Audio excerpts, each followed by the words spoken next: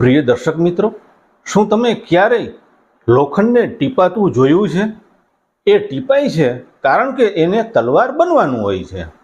મેષ રાશિના જાતકો, એપ્રિલ 2026ના પહેલા 15 દિવસ તમારા માટે કંઈક અવાજ રહેવાના છે. એક તરફ સૂર્ય અને શનિની આગ અને બીજી તરફ મંગળનો હથોડો. પણ ગભરાશો નહીં, કારણ કે આ આગ તમને બાળવા માટે નહીં, પણ તમને વિજેતા તરીકે ઘડવા માટે આવી રહી છે. જો તમારામાં ધીરજ છે તો આ મહિનો તમારો છે. જય શ્રી કૃષ્ણ. મેષ રાશિના સાહસિક જાતકો, હું છું મનીષ અને આજે આપણે વાત કરશું એપ્રિલ 2026ના એ 30 દિવસોની, જે તમારા જીવનમાં એક નવો અધ્યાય લખવા જઈ રહ્યા છે. આ મહિનો ગ્રહોની એક એવી ચોપાટ છે જ્યાં દરેક ચાલ તમારે સમજી વિચારી અને ચાલવી પડશે. મહિનાની શરૂઆતમાં જ આકાશમાં એક ખતરનાક યુતિ સર્જાવા જઈ રહી છે. સૂર્ય, મંગળ અને શનિદેવ એક જ ઘરમાં બિરાજમાન છે. આ કોઈ સામાન્ય સ્થિતિ નથી. મંગળ એ તમારી રાશિનો સ્વામી છે અને શનિ સાથે ટકરાઈ રહ્યો છે. આ ગ્રહોની ગરમી તમારા શરીર પર અસર કરી શકે છે.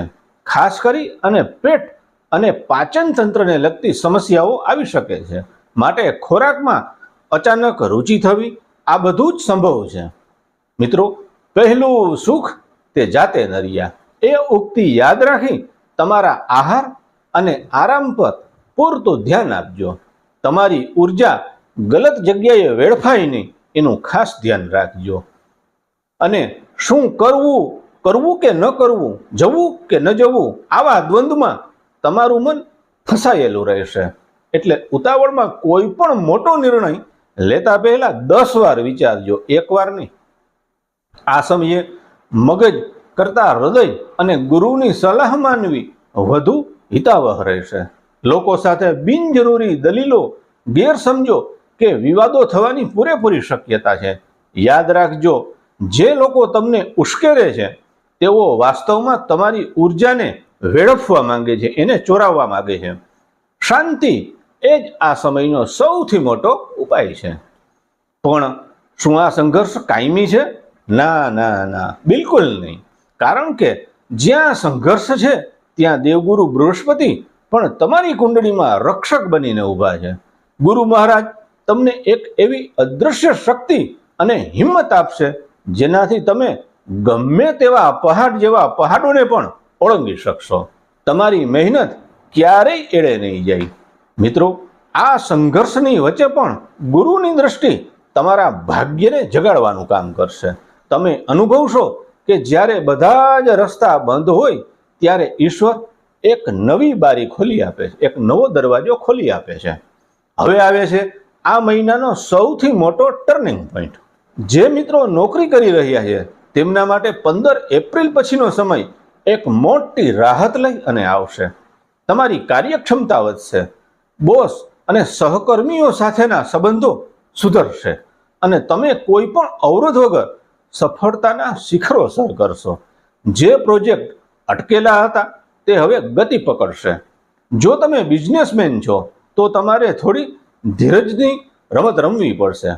આ મહિને સફળતા ધીમે ધીમે પણ મક્કમ ગતિએ મળશે. રાતોરાત મોટો નફો મેળવવાના ચક્કરમાં કોઈ મોટું જોખમ ન લેતા. સ્થિરતા ધીમે ધીમે જ આવશે, પણ એ ટકાઉ હશે. તો મેષ રાશિના મિત્રો, એપ્રિલ મહિનો તમારા માટે ઘડતર અને ગુરુ પ્રસાદનો સંગમ છે. શરૂઆતમાં સંયમ રાખો, શનિની કસોટીમાંથી પસાર થાઓ અને પછી 15 એપ્રિલ પછી ગુરુના આશીર્વાદથી તમારી સફળતાનો પતંગ ચગાવો. મિત્રો, સંઘર્ષ એ કાયમી નથી, પણ તમે કાયમી છો. માટે હિંમત ન હારશો. તમારા જીવનમાં અત્યારે કયો મોટો પડકાર ચાલી રહ્યો છે તે કોમેન્ટ બોક્સમાં જણાવો. હું ચોક્કસ જવાબ આપવાની કોશિશ કરી. જો આ માહિતી તમને ઉપયોગી લાગી હોય તો આ વિડીયોને લાઈક કરો, તમારા અન્ય મિત્રો સાથે શેર કરવાનું ચૂકશો નહીં. અસ્તુ. જય શ્રી કૃષ્ણ. હર હર મહાદેવ.